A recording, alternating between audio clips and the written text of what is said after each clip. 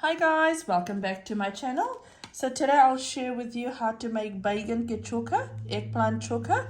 I'm making it on a stove top. You can make this in the air fryer. Look how beautiful and yum that looks. Beautiful. So in terms of ingredients, we've got some eggplant here, which is your Baigan. I'm using the round ones. I would suggest using round ones, but the longer ones are good as well. It's a bit more easier peeling this. But the long ones cook quite quickly as well. What I've got here is half onion, so a medium-sized onion that I've diced up here. Now this is enough for the amount that I'm making. This will vary depending on the amount of choka you're making. I've then got some garlic here, and so this is whole garlic, and I've just kind of halved it, and I'll be stuffing that in my baigan, my eggplant. I've got half a teaspoon of salt here. Again, you can adjust this to your liking. And then I've got some coriander and chili chopped up. So once this is made, then I'll add this in my choka. And now what I will do is I'll also add some mustard oil. So this is 1.5 teaspoons of mustard oil. Again, you can change this depending on how you like. If you don't like the taste of mustard oil, you don't need to add this, but do try this. This does taste really good. And I've just got some avocado oil. What I'll do is I'll just rub this outside of my bacon so that once I've cooked this, it's a bit more easier to peel when you put some oil on top of it. So first things first, you can see I've made some slits here, and I'll just go ahead and put my garlic in there. So I'm putting about 3 in there, and then I'll put 2 for my smaller ones. The garlic will actually add a really nice flavor, and once this is charred, then it will taste really good. It'll have a really nice smoky taste. Now you can use tomato with this as well. So a lot of people do tend to use tomato. I don't like tomato in my choka, that's why I'm not using it, but that adds in a really nice taste as well.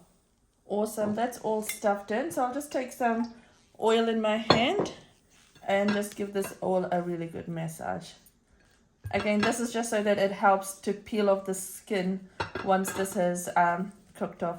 Now you can, once you've done this, you can put this in the air fryer. I'll actually do it on my stove top. So if you're doing this in the air fryer, depending on the type you're using and the setting, I've done it for 180 degrees for 20 minutes, and these are cooked off, but it also depends on the size of your bacon or your eggplants. So these are all ready for it to go and start cooking. Now, if you are doing this in your stove, you just need to be a bit mindful because this can get a bit messy as well. I've got a little holder. I use this when I make my choka. If you don't have this, then you can put it directly in the flame as well, but just be a bit mindful of it and just keep a close eye on this. And when you're flipping this around, just make sure you're using the tongs. So just make sure you keep flipping this. So what I've been doing is I've been flipping this every minute or so, just so that it's all cooked through evenly. There we go. This is almost cooked off. This probably needs a bit more time, so this will take a bit longer because it's a bit more bigger, and this will cook off. I'd say this has probably got another 5 more minutes, probably 7 more minutes, and this probably has 10 more minutes remaining. Now you want this to cook through really well, because this is the only cooking process we'll be doing. So the slits we've made to put in our garlic, that's going to help the heat to go right in there. But just make sure you're not putting this in high heat. Low heat, it's perfect to do this because, like I said, this is the only cooking process we'll be doing. If we were to make baigan ke bharta, that goes through another step, but for this is the only step we'll go through. Now, the cooking times does vary. It depends on your heat. It depends, like, so for instance, mine is an indirect heat. So I've got a little tool here. But if yours is in direct heat, then it will cook through a bit more faster. It also depends on the size as well.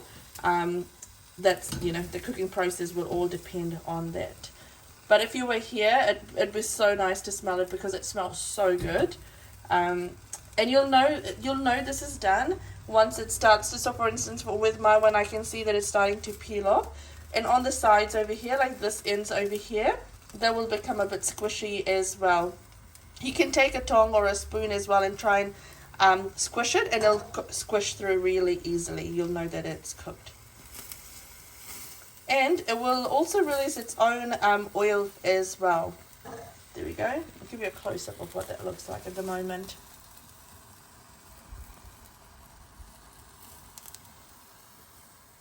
So what we'll do now is we'll just turn off our stove because this is all cooked, and we'll just put this on our plate. There we go. Now what I like to do is I like to cover this up as well. You can cover this up with anything, and for it to just cool down a little bit. We'll go ahead and peel these off now. Now I will suggest to wait until this has cooled down because it is quite hot to touch. So if you're not used to, because you can actually burn your fingers as well. There we go. That's coming off really nicely as well. Beautiful. So I'll go ahead and peel all of this, and then I'll come back to show what I do.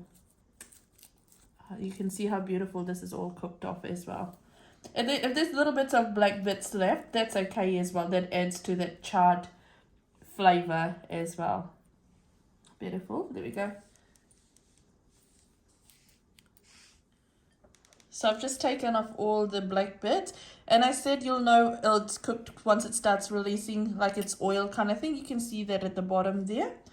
That's beautiful. So we'll go ahead and mash this up now.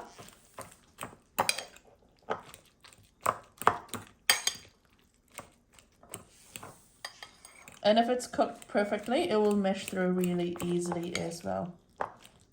Now, like I said, I've done this on my stovetop.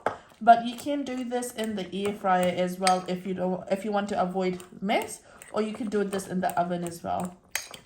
If you have access to a chulha, that's the open fire cooking. That's even better because the taste will be phenomenal.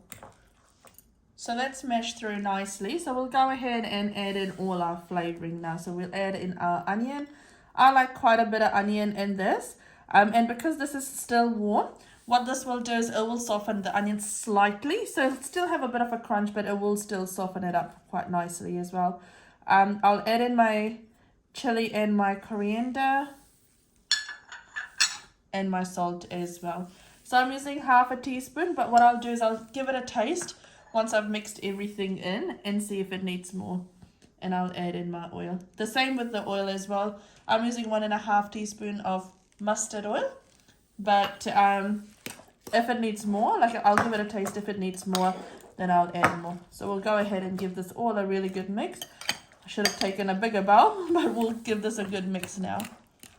So there we go. That's all done.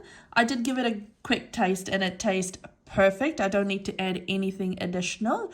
Now I'm just going back to the mustard oil. Now there are some mustard oil that you actually can't use for cooking or consuming, so just make sure you do check that your mustard oil is safe for eating.